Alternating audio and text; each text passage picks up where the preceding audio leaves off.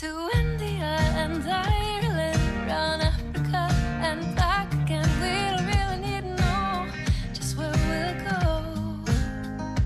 Maybe Canada, then to Brazil, then through the Alpine foothills. All I really want to know is, can we go? Oh baby, can we go? Round and around the globe. Welcome to Take Me With You, episode 76. I'm Ryan. And I'm Cheryl. We are two well-traveled people who want to go everywhere. But that's not going to happen. So instead, we'll travel vicariously by inviting a guest to share their unique travel stories with us. Today, we're talking to Kristi. Kristi works in marketing in the Seattle area. Welcome, Kristi. Welcome. Thank you. Thanks for having me. Oh, absolutely. Man, it's so fun. I feel like this podcast is really just an excuse for Ryan and I to catch up with people who we haven't had a chance to stay in touch with. And you're one of those people. We grew up going to church with you, and it's so fun to see you again. So I had fun panning through the past episodes and just seeing familiar names from Blast from the Past. Aw, that's so great. Awesome. And I'm a little jealous because you were just sharing about how you're taking a little work break to travel. And I was like, man, that sounds fantastic. It has been pretty nice. Nice. Oh, very cool.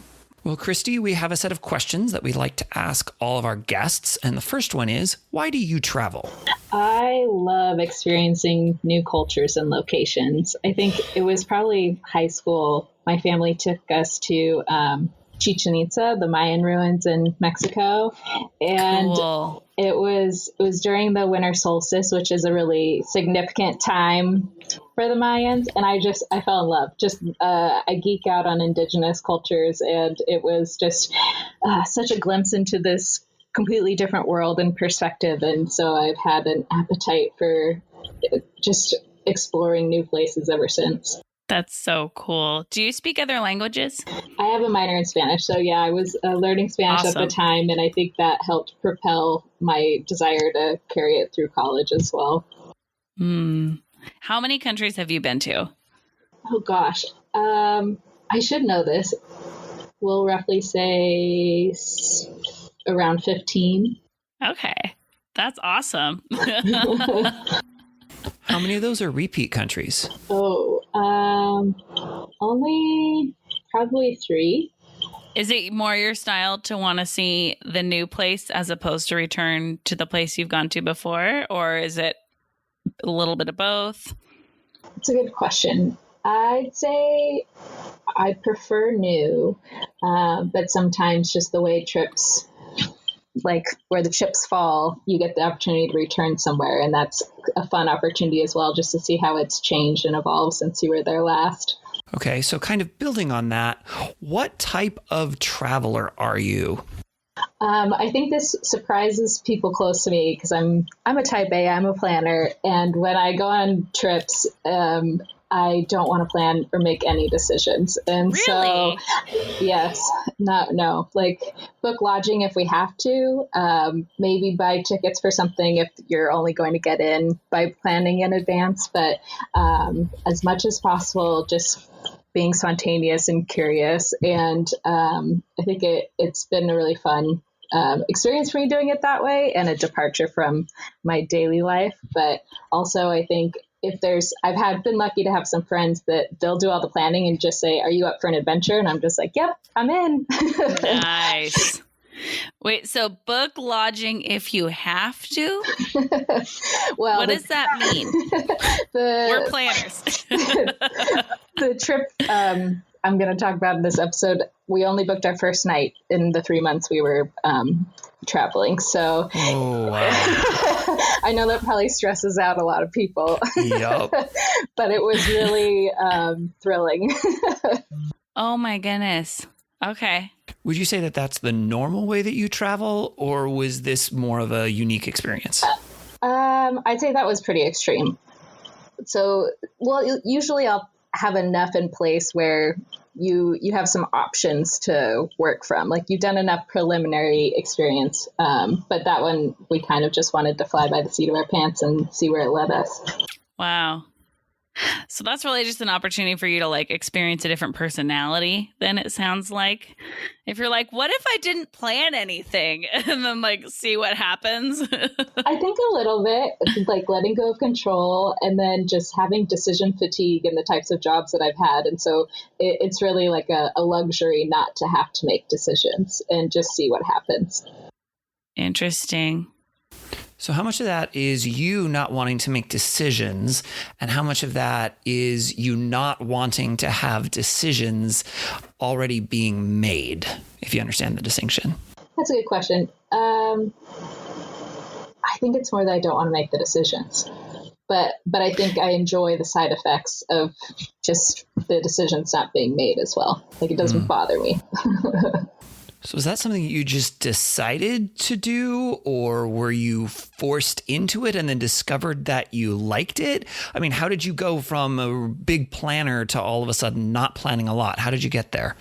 It was probably this particular trip that was a catalyst. And I tend to travel with one other good friend of mine. And so we know how each other works and how to travel with one another. And so I think we're comfortable in that environment together. And so she had already backpacked Asia for 3 months. And so I knew she had a general sense of how to travel. And so then if I spoke Spanish, I felt like we had enough to equip ourselves to land on our feet.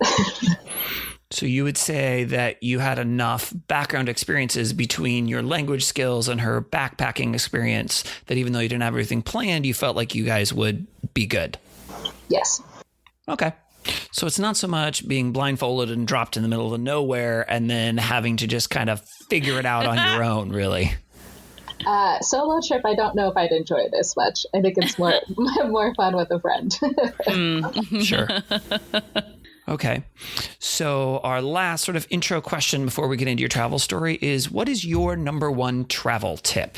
What I have found to be the most helpful for me is being able to download Google Maps offline. So if you don't have service, that you can still navigate a city that you're not familiar with. And so whether that's somewhere abroad and you don't have international service, or you're below ground in a subway and you don't know what stop to get off at, I've found that Google Maps offline have been super helpful. It's so easy. And then kind of a two-part to that is the list aspect of Google Maps, where you can drop all these little pins, if you will, of places you want to go or you have been. And so you kind of have this, if it's pre-visiting a place, you have it in your offline map of where all these places are located, or if it's post, you kind of have a documentation of everywhere you went and you can make notes of those places. And then if a friend wants it, you can just share with them. And so it's just, I think, a really helpful tool to both navigate and then also just like document your trip and pay it forward to others instead of having to think back of everywhere you went and what you liked and didn't and write up a list for each person that asks you. You can just send them this list that you have. I love that. That is totally how I do my travel research, is as I'm looking up, like, where should I go? I just start everything on Google Maps and then I just kind of like cluster them. And I'm like, I could visit all those in one walk or something. So yeah. All right, Cheryl, it sounds like you've got to up your Google Maps game with the lists and sharing and all these other things that you haven't done yet. I know, I do, because now I'm thinking through, are you doing stars or are you doing like a pin thing? And are they different maps that you've saved? Kind of like when I've downloaded like a walking tour and it just like puts a layer on my map. Okay, so I need a how-to. Can you explain how do I do this? I'm sure there's probably a more efficient way than I do it, but I do a want to go list of a city that I'm in. And then once I've been there, I check them off because you can check that you've been there or not. And then I'll make a note about it that might be something helpful, like whether the food was good or if there's a wait or, different things. And so there's the ability to say if you've been there or not, and then make notes on each individual place as well. That is so cool. I need to start doing that. So I understand that you can drop a pin, Yep. and that pin can be then saved as a place. Is that what you're doing or something different? There's a way to create separate lists. And so if you go into the Save tab, magic. there's a list tab at the top, and you can create like one for each city. And so I have an Amsterdam, a New York, a Seattle recommendation. So if anyone's coming to Seattle, I can send that one to them. And so you can kind of order them as you wish, but you can have an individual list for each city, or whether it's want to go and been there and stuff like that. So want to go and been there, those are titles of lists that you've created. Yes. Yep. So can you move things from one list to the other list? Mm-hmm. I can't even find the list part. Is it on the phone? Yep. Or only online? So you're in Google Like Maps. on the... And then you go to the saved icon at the bottom. The middle one. Oh, there it is. So then there's your list section.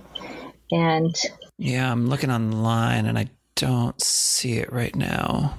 Oh, right there in the middle of it. Oh, okay. Oh, there it is. Want to go. I see it. Cool. Okay. So on the web, it's under your places. Okay. Okay, so there's labeled and there's also saved, and they're both under your places And then on the you web. could just add whatever you want. Yep. Cool. Oh, this just amped up my Google Maps game. I'm so excited about this. All right. Well, Kristi, thanks for talking to us. It's been great. Bye. my work here is done. I need to start looking at Google Maps. I don't have time to talk right now. I'm sorry. Oh, yeah. When I first discovered it, I just spent forever creating lists and changing them. Oh, my and gosh. It's a whole new world. That's so exciting. What trip are you going to be telling us about today? So I quit my job back in 2014, and along with a friend of mine, and we traveled Central and South America for 3 months. And so we started in Belize and ended in Peru, and only booked our first night of lodging. Wow. Yikes. Okay. So did you know where you were going to end up and fly back home from? Yes. Peru was always the initial reason we were going to take the trip. It was just going to be a week or 2 week trip. And then we both thought, well, we kind of want to quit our jobs. Why don't we blow this thing up and go big? And so we did. Why not? So Oh we my knew goodness. that like Machu Picchu was kind of the grand finale. And so we knew that Peru Cool. was the last stop. Oh my goodness. So I'm looking at a map and I've got a general idea where the countries in Central and South America are, but not necessarily where they all are in relation to each other. So it looks like Belize borders Mexico and Guatemala. So it's possible, depending on which route you took, that you could have gone through all of the Central American countries in order to get to South America, right? We did. We did not stay in Honduras or El Salvador, just given the environment at the time. We didn't think it was the safest choice. So we just booked like a 24-hour bus that would carry us right through to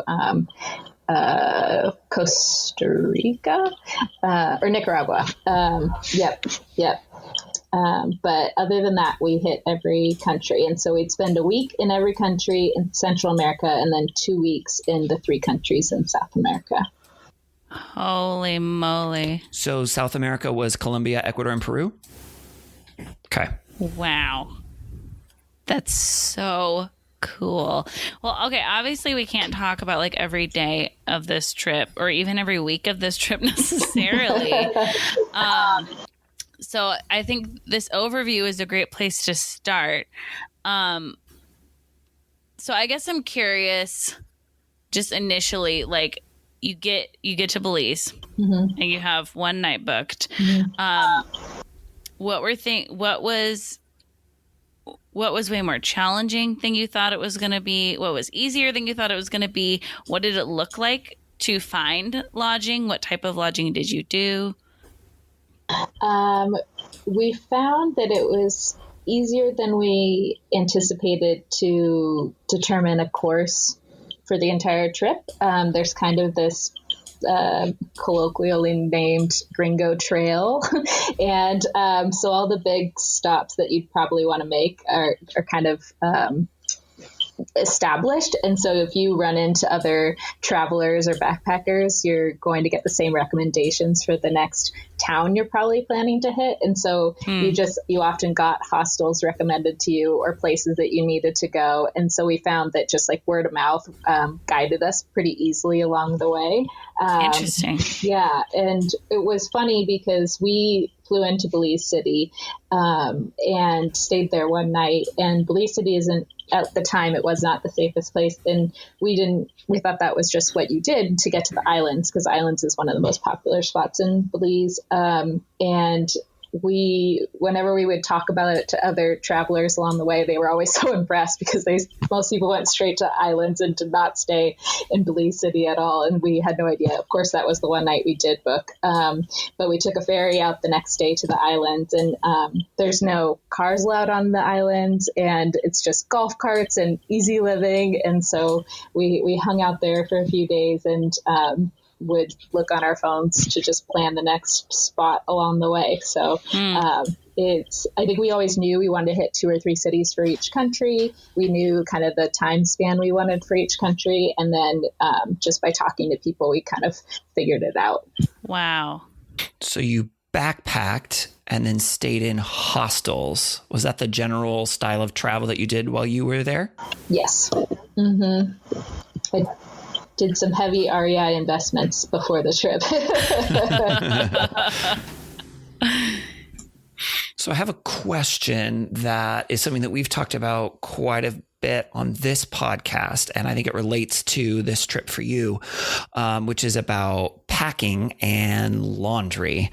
So I assume that you plan to do laundry while you were there, but I'm wondering if you can kind of talk a little bit about what packing for this trip looked like. How did you think about it? What was the strategy? That sort of thing. I think it helped. I mentioned a little bit earlier, my friend had just come back from Asia the previous year doing the same thing. And so she kind of had a template for what to pack and the must-haves and the, things that are probably less necessary. And so I think she helped me with the packing list a lot. But there were some things that I never used, but just as a precaution got, like a compass and a fluoride kit and certain things. It was probably like 5 days of clothes. We knew we'd find laundry along the way. A lot of the hostels have laundry available or like a service for a small fee. And then we found along the way that we would just buy liters of water if we were staying in one place for a long time, and there was usually a communal fridge or something. And so just trying to be as economical as possible on the way and not have to bring a water bottle or different things. Trying to think. Yeah, I think she was kind of my ticket on knowing everything to pack. And I think we would oftentimes at hostels, like there's a communal library too, so you can just exchange books. And so there was a lot of things where you'd either find it along the way or leave yours along the way if you don't think you need it anymore. And so cool. I don't think there was ever usually anything that we realized we wish we had or had to go find. That's fantastic. Yeah. Very cool. So is there anything that you ended up bringing that you wish that you hadn't brought with you? I don't think so. I guess on the flip side, we bought leather cowboy boots in Guatemala because that's like there's this one town in Guatemala and they make like handmade really nice cowboy boots and for a fraction of the price that you could get them in the US. And so we bought cowboy boots and shipped them home, which the shipping cost more than the boots did, but it was one of those souvenirs you just had to get. Well, and I was going to say, like, yeah, it's either that or like, do I want to carry these with me through 8 countries? Exactly. It's our second country. Not a good idea. Yeah. Too early for that. Yeah. Okay. So this is a lot of countries. I want to hear like a couple sentence description of each of these countries. Okay. Belize had the best snorkeling. We got to snorkel with manatees, which was pretty special. Oh my gosh. definitely the most relaxing of the countries. Guatemala was the most vibrant. I think there's just so like rich a culture there that's so unique in Central America. And I think just the easiest to understand for me Spanish wise, which I found interesting. And we did do a sunrise tour of the Tikal ruins. And so we got up at 3 a.m. and with this group walked and climbed up the top of the ruins and just saw the jungle come alive as the sun came up. And you started to hear like howler monkeys and jaguars. And it was a pretty amazing experience. Wow. They say that howler monkeys are the noise that they use in Star Wars for some of the sound effects too. So it was interesting. Really? Yeah.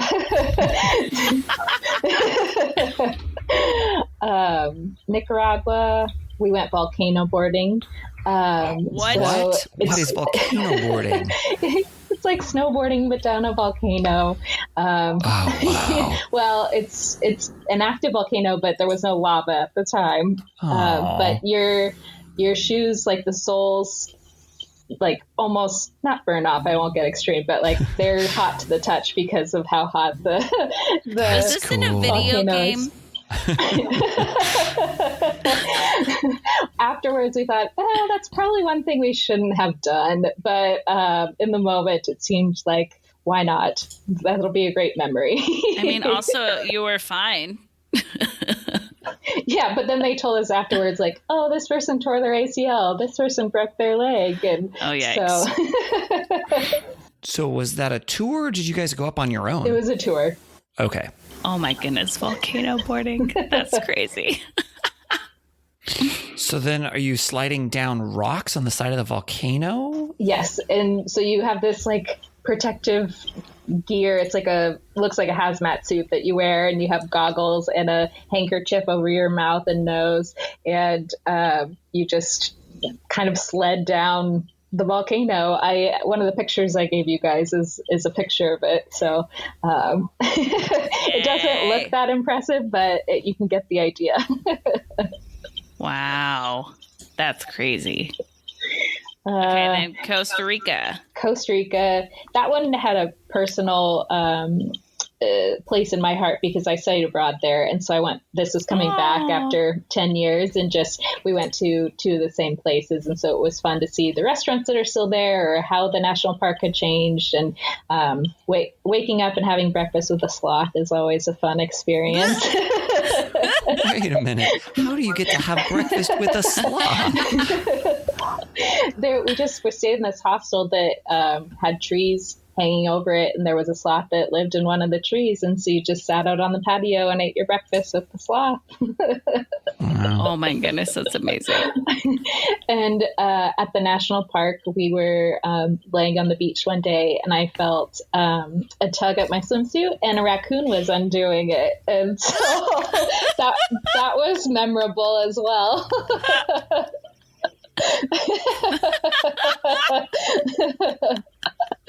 So Costa Rica is so fun because of all the variety of animals and flora and fauna. It's just such a beautiful country, and the people are so warm and friendly, and so that's a special one for me. I don't usually think of raccoons as being that far south, I guess. I wouldn't have either. I think we're used to them in Washington, but they're there in Costa Rica as well. Let's see, Panama. So it's not the safest to travel by land from Panama to Colombia. So most people either fly or go by boat. And so we chose to do a sailing trip for 4 days between the islands. And so you slept on these uninhabited islands in hammocks, and then you would just like jet boat during the day along the way. And it was amazing. The water was so pretty, and you're eating like lobster and fish right out of the sea. And wow. That was once in a lifetime in a trip that was already pretty memorable. So that's so cool. Was that with a group? Like, did they have a group of you guys going all together, or? Yeah, it was probably 15 to 20 people. And so Okay. it was fun for my friend and I because we were moving so quickly along our trip that we didn't make a lot of friends along the way because it was just like 3 days we're on to our next city or our next country. And so to be with people for 4 days was a ton of fun. And then we all landed in Colombia together, and it happened to be Cartagena, the city we were in, Independence Week. And so it was just really fun to then carry on the time with these friends you've already made, stay in a hostel together and so on. So That's so neat. That's really fun. All right. So you went sailing around Panama. So did you go through the Panama Canal? we went to see the Panama Canal. We stayed in Panama City for a couple days, and then we went on the sailing trip afterwards. Okay. So you saw it, Which was, but you didn't actually go through it. Yes, it was definitely a sight to behold. It was a really cool thing to check off the bucket list for sure. My parents went through the Panama Canal on a cruise, and they said that, I mean, it was really cool. And then also it sounds like maybe it gets a little boring because it's a lot of wait time. And so it was like interesting. Like, I don't know what I would have pictured it like otherwise, but yeah, just like then you have to wait for, you know, the water and all these boats and everything. And so it was interesting sounding. Yeah. That's true. Once you've seen it, but it's still cool to see. So you started on the north side of Colombia then? Yes. It looks like Cartagena is pretty far. It's like on the north shore. Yep. Okay. And then we went down to Medellin, which is kind of in central, but still on that west coast. And then down to Cali, which is towards the bottom of the south end of Colombia. Cartagena was my favorite. Partially, I think, because we just had all of our friends there, and we're there at a time that was so much fun. There were parades and beauty contests, and it was just really, like, the whole city was having a party for a week. I lost my voice for 2 weeks after that because I was getting a little nervous it might not come back. Too much fun. So, it was a lot of fun. Yep. And so Colombia was probably one of my favorite countries. I think it gets a bad rap, but there's other countries now in South America that, you know, at this point have more concerning drug trades than Colombia. Or at least at the time I was there. I forget that it's been 6 years, but so we felt safe the whole time, and it was really vibrant country. And so it was a lot of fun to explore, and it's really green and lush. And so it felt a little bit like home too. Oh, that's very cool. And then on to Ecuador. Yes. So Ecuador, we went to Quito, which was a lot of fun. And I think the highlight for us was Baños, and it's a small town up in the mountains, and it's, I think, just like a backpacker's must do if you like outdoor activities. And so you can rent bikes and bike to a waterfall, or you can go whitewater rafting or zip lining, or like an Amazon cruise, or what else? So we were there for Thanksgiving, and so we rented bikes and biked to a waterfall on Thanksgiving. And then there's also this swing that they have there called the swing off the edge of the world, or the end of the world. And it looks like when you approach it that the world just drops off right there. And it's one of the coolest things. And so that was a really memorable experience. And back in Panama, we had met two girls from Vancouver, BC, and then ran into them again in Baños. And so it was fun for us to have other people to hang out with than just each other. And so we spent the day with them, and then met up with them again when we got to Peru. And since we've been home, we've gone up to Canada, and they've come down to Seattle. And then cool. One moved to Australia, and I visited her there. And so it's just been a really fun experience to make friends from all over, and try and maintain those friendships too. That's really cool. Oh gosh. I'm looking at the picture online right now, and it really does go off over the edge with nothing else there. Yes. And so then the grand finale was Peru. So we went to a couple different cities, but the Machu Picchu was I'd say the big one. We opted to do a 2-day hike in. And so I think the most in depth you can do is 4 days. 2 days is kind of the middle ground, or you can take the train all the way to the top. And so I think it was 10 miles split between the 2 days. And that was kind of my favorite moment. That's why, I wanted to take the trip in the first place. And as you know, I love indigenous culture, so I just geek out with the Incas and their whole history. And so it was a really special experience to hike in and just see the fog clear and the ruins appear. And so that it was the most fitting end to the trip that we could have had, I think. So it's it looks like there's some pretty mountainous areas along the South America part of your trip. Is it pretty high elevation or pretty like rocky terrain, or what's it like along those areas? Mm-hmm. My friend, I'd say when you get to Ecuador is where it starts to get higher elevation, Ecuador and Peru both. And so when we got to Quito, she was sick for a day or so with altitude sickness. And then when we got to Cusco before the Machu Picchu hike, it was the same. And so we were a little concerned that she might not be able to do the hike.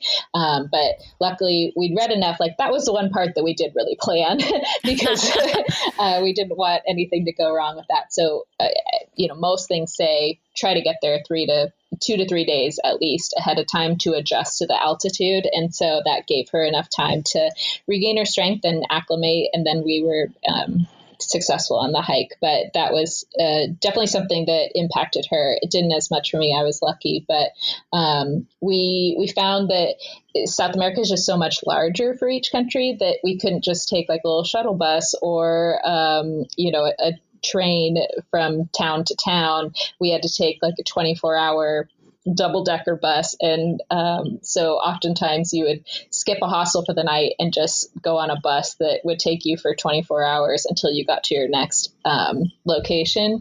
And I think in South America, we splurged and did 2 flights that were like $60 each, just because it was going to save us time instead of riding buses the whole time. But we always thought when we were trying to decide between Europe and South America is, well, we're young now and we can handle doing 24-hour buses and having less sleep, and it's cheaper. So let's do that now. And then maybe when we have more money when we're older, we can go do Europe.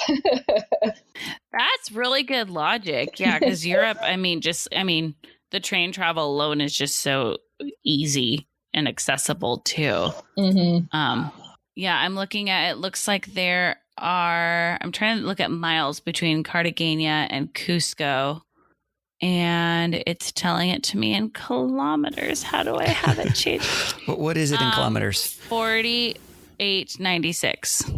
4,896. So that's from where to where? Cartagena in Colombia down to Cusco in Peru. What is that in miles then? Okay, give me a sec here. Pulling it up. What is it in kilometers again? 4,896. Okay, it looks like that is 3,042 miles. Oh, wow. Okay, yeah, that's pretty far then. Mm-hmm. Like that's farther than Seattle to LA.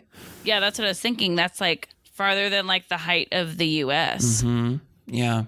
Okay, yeah, that makes a lot of sense then. That, relying on public transportation, that you might be like, yeah, let's just take a flight. In Ecuador, we arrived one place, I think 3 or 4 hours early on the bus. And so we got somewhere at 3 a.m. and we didn't have a hostel booked till the next night.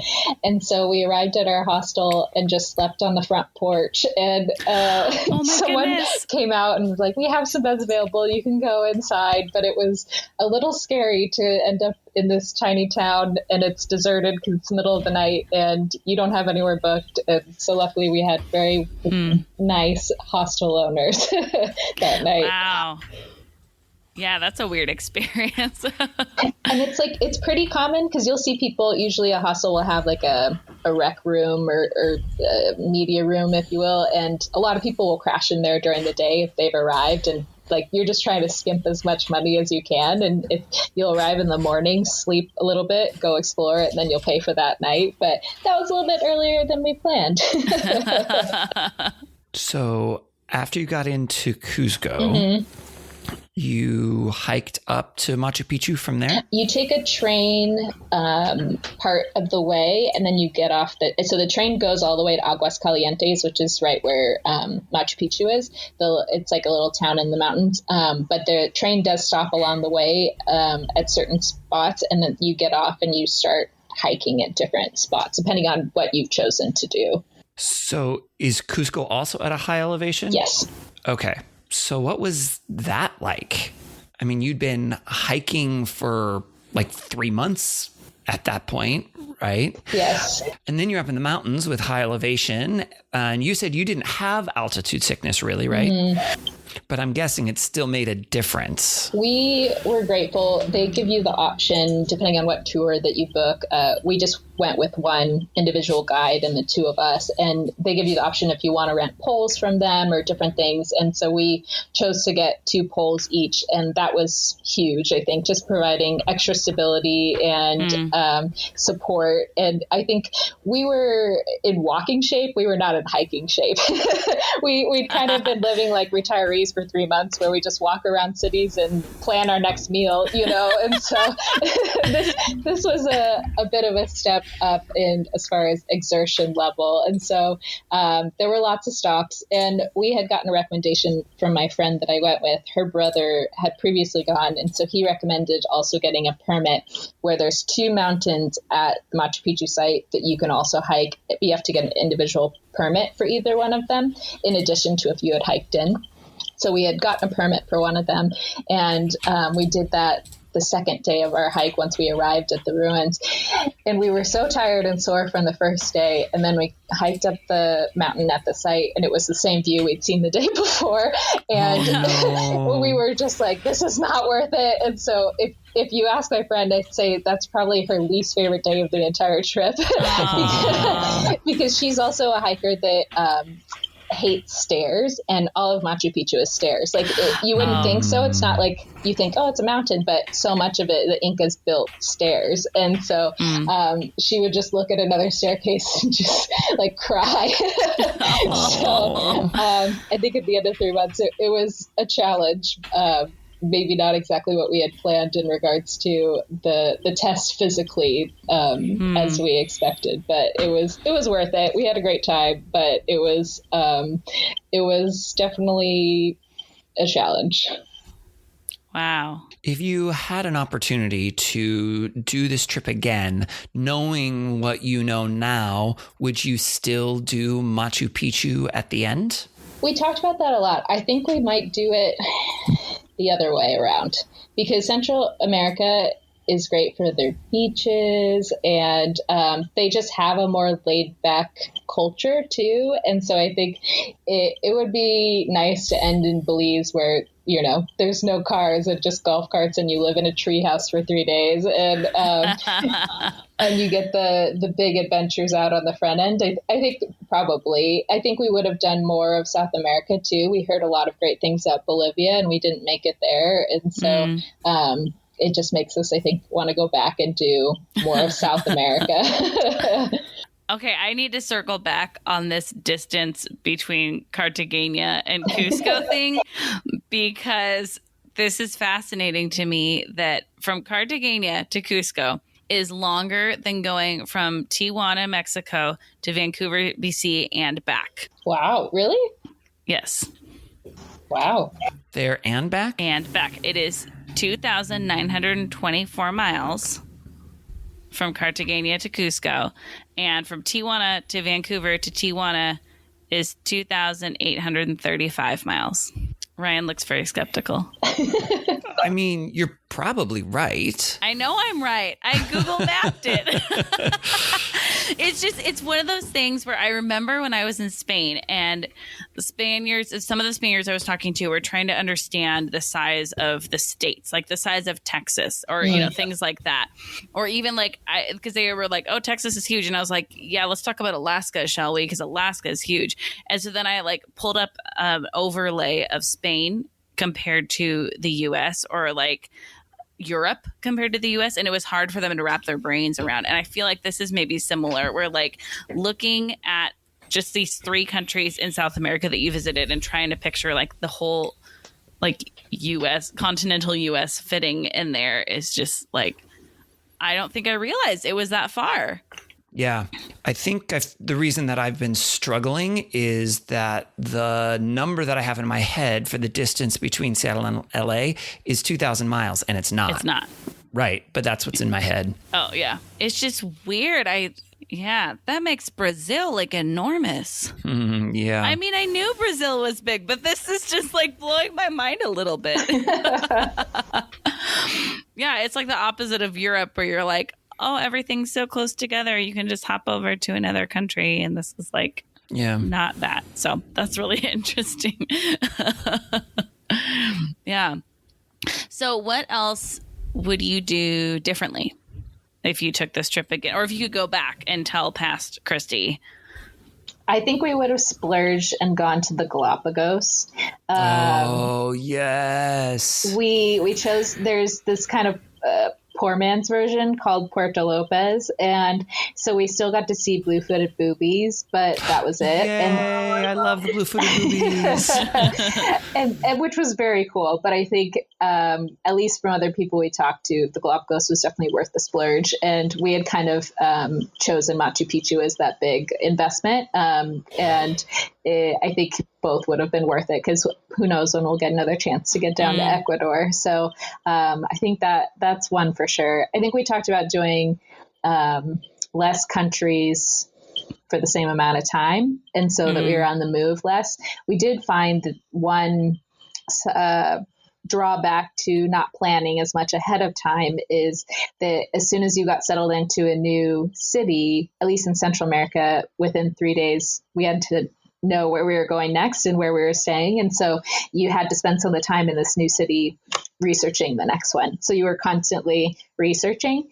And sometimes it wasn't so bad because you'd have recommendations and different things. But I think it often towards the end just got more tiring to constantly be looking ahead and not enjoying where you were at. That makes a lot of sense. It was interesting as you were talking earlier about decision fatigue and how that's a reason to not plan a trip. But then I think my personal experience has been, I don't want decision fatigue while I'm on the trip. I want to already kind of know the answers to the questions I have, or, know well, where would I go if I go to this area of town? At least, even if I haven't made the decisions, to at least kind of already know my options so that it would be easier to choose, or already know I already have my accommodations, so I don't have to choose where I'm going to stay or something like that. So I think it's interesting. I've heard that argument for not planning, and then that would also be my argument for planning, would be the same thing. It's just more, when are you going to make the decisions? Exactly. Or get the friend who's going to plan the trip for you, and then you can say, I'm in. Well, and one thing we really enjoyed in each city that I'm just thinking of is most places offer a free walking tour, and it's usually someone younger that is a local, and then you provide tips at the end. And we tried to do that as much as possible the first day we'd get into a city, so we could get a lay of the land, and oftentimes they'd give recommendations, or we could ask them questions, and sometimes you get food samples or different things along the way. And so I think that's one of our favorite parts. We've since done that on other trips we've gone on as well, as we always do a walking tour one of the first days. And so it just helps you really ground yourself in the city, and I think give you more confidence to explore from then on. That's very cool. That's great advice. Well, Kristi, thank you so much for sharing about this amazing trip that you took. We have a couple questions for you to wrap up. So the first one is based on the title of our podcast, Take Me With You. If you could take us with you to just one thing on this whole 3-month trip, what would it be and why? It's a difficult decision, but I would probably choose the sailing trip. I think it was such a unique experience to sleep in a hammock on these beautiful islands that haven't really been touched by humans, and then eat seafood right out of the water and get to know people from all over the world for 4 days. It was a really special experience. I'm in. Let's do it. Cool. And what's your next trip? I haven't decided. I've thought about it a lot. I really want to go to Alaska. I've never been to Alaska. And it seems like we're so close. I need to get up there at some point. But really, I think take in all the beauty naturally up there and explore a little bit would be a lot of fun.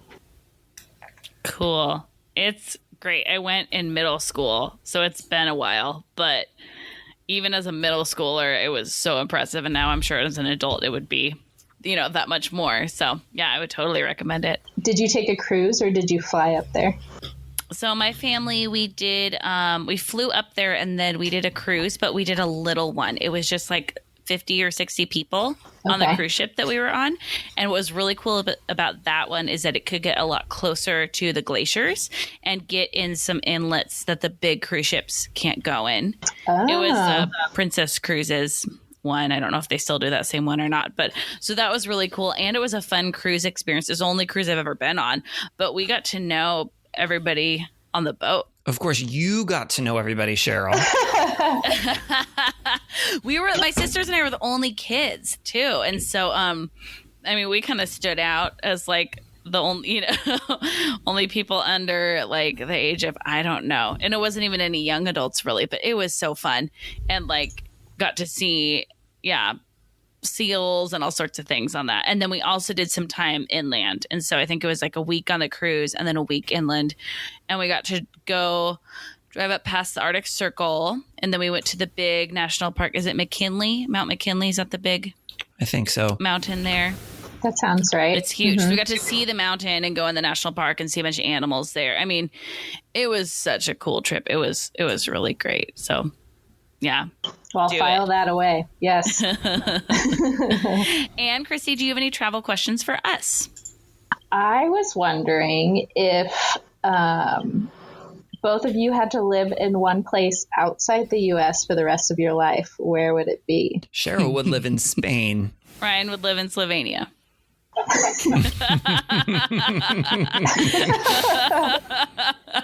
And why? Ryan, why would I live in Spain? Because you've been there so many times and there are people there that you know, and there's lots of places you've been that you love, but there's a bunch of places you haven't been yet that you want to go. This is just like summarizing our podcast pretty much. Ryan, you would live in Slovenia because you've been there so many times and you know people and you've been to so many places that you like, but there's still places you want to go. I think we just both, have found the countries that our hearts are called to. So, yeah. Yeah. That was all I had. Clearly Love it didn't it. stump you. What about you, Kristi? I wasn't expecting it back. In this moment, Portugal. That was my most recent trip, and I fell in love with the country. Really? So, that's where I think I would pick it right now. Highly recommend. We'll have to have you back so you can share about that trip then. All right, so we're going to move to the last part of our episode today called Wish You Were Here. During this segment, each of the three of us is going to highlight a travel attraction that we think is cool. Think of it like a little snapshot or a postcard of a really cool place that says, Wish You Were Here. Kristi, what would you like to do for your Wish You Were Here today? Well, I guess that was kind of my unplanned segue. My spot is in Portugal. It's a small town outside of Lisbon, and it's called Sintra, Sintra, and it has like 7, I believe, castles or palaces within. What? And they are unlike anything I've ever seen before. And I was blown away. It was just, it felt magical. And, for having traveled a lot, it's unusual to find something that you've just never experienced. And oh my gosh, I'm looking at pictures of the castles. They're each great. one They're is colorful. yes, completely different. And What? they have such rich history. It's a really cool place to explore. Okay, now I gotta go to Portugal too. My one recommendation would be, one of the most popular is the Pena Palace, which is probably the first one that came up for both of you when you Googled it. Don't buy the ticket to go inside. Personally, we didn't find that it was worth it. You can still explore all of the grounds without a ticket. And I think we waited in line for 3 or 4 hours, so we didn't get to explore the other castles as much because we spent so much time at this one place. But it's also only like a less than an hour train ride from Lisbon, and so you could easily go back another day if you wanted to. Oh, yeah. But that would be the spot I would recommend. It was such a unique experience. Man, I got to go to Portugal. All right, now I got to add that to my list of places I want to go on Google Maps. And if you like sweets, Portugal has so many sweets that they're known for, and so you have to try them all. Okay. It's so funny because I love Spain. I've been to Spain 4 times. I'm going to keep going back to Spain. And then I hear people talk about Portugal and I'm like, yeah, whatever. Spain's great. And this is the first thing I think where I've actually seen like an amazing visual of the country where I'm like, man, I got to go to Portugal. Wow. That looks amazing. Well, and you can get there so easily from Spain. Yeah. Because unlike South America, small countries. Cheryl, what are you going to do for your Wish You Were Here? I'm going to do one that I'm a little heartbroken because it's closed right now because of our silly little coronavirus, which is ruining my life. Mainly just but because... we can still podcast. Yes, we can still podcast and I can still work and I am thankful for my health and my employment and all those wonderful things. But also... this virus keeps canceling my social plans. So I'm going to talk about the Seattle Children's Theater. Have either of you been there? Yes. Yes. I grew up going there and I love it. Oh, man, it is good. So I remember from my childhood it being great. Like one of my favorite moments was seeing Mr. Popper's Penguins when I was in 5th grade. Yes. They did it there. And I love penguins quite a lot. And they did such a great show. But then I went back as an adult a couple of years ago. And I think here's like the real test is if you experience something as a kid and it's quality, if you go back as an adult and it's still actually quality, that's how you know, like, okay, this isn't like me being a child. It's like, oh, this is actually really good. So I saw Mr. Popper's Penguins there a few years ago. I think it was 20 years after seeing it in 5th grade. And they put on a good show. Oh my gosh. And they know... I think they're very aware of the age of their audience. And so on their website, they say what ages different shows are for. And they kept it short and sweet. They kept the story moving along. And it was good acting. I mean, man. And so I had tickets to go there next month. I no longer do because they've closed their whole season.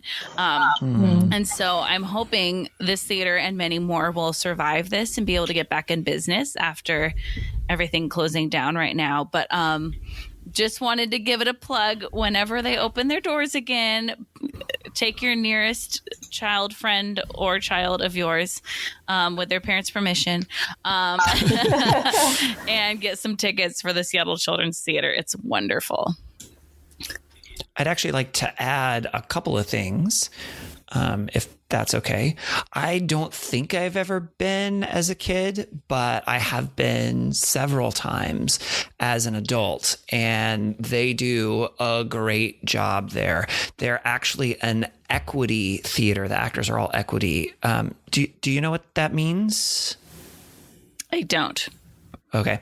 So it's kind of like a group or like a guild or something of high quality actors, and they often meet certain standards to be able to be in that. And that's the quality and the caliber of the actors that are acting at the Seattle Children's Theater. Oh, So the actors and actresses that work there are professionals. They don't just work at the Children's Theater. Some of them do, but a lot of them will also work at the Fifth Avenue and other local theaters also. cool. Yeah, so they're high quality actors and actresses, and some of them I've even seen at other shows in local theaters around the area. Cool. Yeah, so it's high quality acting, good quality theater. And I would also argue that the shows that they do are not really just for kids. Mm-hmm. Yeah, like their main audience is kids, but they're not all their shows are geared just for younger kids. But like I've seen Time Again in Oz, which is the Wizard of Oz sequel. Oh, cool. And I also saw a version of Animal Farm. Really? Yeah, it was pretty interesting. They had, like kind of like puppet type things that the actors, the different animals and stuff like that. It was really good. Wow. So it's not just stuff for little kids. It is usually appropriate for families, but don't think that it's just for preschoolers or young kids. Love that. Ryan, what's yours? So I'm going to talk about a place in Slovenia. It's been a while since I've talked about Slovenia. That's true. So the city that I'm going to talk about specifically is a little town called Piran, and it's most of Slovenia is landlocked. Most of it is kind of surrounded by other countries, but a really small strip is on the Mediterranean Sea, specifically the Adriatic Sea. And so there's a few little towns down there, and this one is Piran. It's kind of on a little tiny peninsula that just kind of juts out there. And from there you can see Italy and Croatia and back a little bit other parts of Slovenia. But it's really, really beautiful. It's got kind of a Mediterranean style with, red roofs, and you can walk along the beach and go in the Mediterranean. And it's just a really, really fun, cool town to go and visit. There's a cool sort of tower. I don't think it's a bell tower or something that you can climb up in and then kind of walk around at the top and get a really good view because it's kind of up on a hill, looking down on the town and seeing all the roofs. And there's a really, really beautiful town square, like a lot of European towns have. That's just really, really beautiful. And they have these really cool windows, which I know kind of sounds weird, but it's a really, really great place. There aren't a lot of tourists that go there. There are some, but it's a lot less known and touristed. Fun. Yeah. I gotta say, some of those ones no one knows about are the best because then you don't have like the tourist aspect of travel, which is so nice when no one's trying to sell you a selfie stick or things like that. Yeah, so they have like a big giant parking lot, and because you can't actually take cars in unless you live there. And so you have to park in this parking lot and take these buses or these trams into the city and just walk. Cool. Yeah, it's pretty cool. There are some tourists that are there, obviously, but they tend to be more the European tourists, not so much the, American tourists that are kind of going everywhere. So that's Piran. I mean, now that you plugged it on our podcast, it's going to be changing pretty dramatically. So thanks a lot, Ryan. All right, then. We would love it if you would follow us on social media. We are at TimWe Podcast. That's TMWI for Take Me With You Podcast. We are on Instagram and Facebook and Twitter, and we would love it if you'd follow us because then we can post some of those really cool pictures that Kristi shared with us. You can also email us at timwepodcast@gmail.com. Send us suggestions of guests that we should have on, topics that we should cover, or maybe share with us your favorite Google hack that we need to start using. Yes. You can also call us and leave us a voicemail about that hack at 406-763-8699. Or if it's easier to remember, 406-POD-TIMWE. Please rate and review us on whatever you're using to listen to this. Subscribe to the podcast to make sure you don't miss any more of our episodes.